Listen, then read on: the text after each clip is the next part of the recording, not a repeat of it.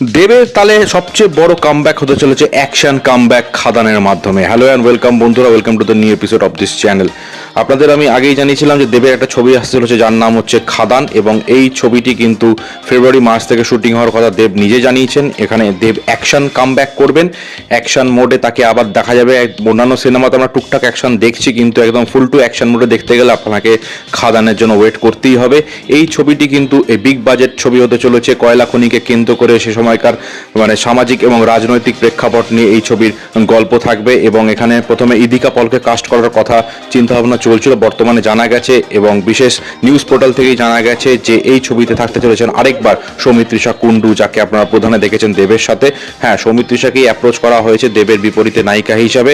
তবে এটা দেখা যাক, ফাইনাল কাস্টিং যখন হবে তখন জানা যাবে। তবে আমার মনে হয় যে এই মুহূর্তে হয়তো এই সিনেমা অ্যানাউন্সমেন্ট আসবে না, সেটা কিন্তু সামনের বছর আসবে ডেফিনেটলি, এবং প্রথমের দিকেই আসবে, কিন্তু তার আগে কিন্তু আসবে অভিজিৎ সেনের সেটা অ্যানাউন্সমেন্ট। সো নতুন বছরে দুটো অ্যানাউন্সমেন্ট আসবে, এটা নিয়ে আপনারা কতটা এক্সাইটেড সেটা অবশ্যই জানাবেন। ভিডিওটি ভালো লাগে চ্যানেলটি সাবস্ক্রাইব করে পাশে থাকবেন।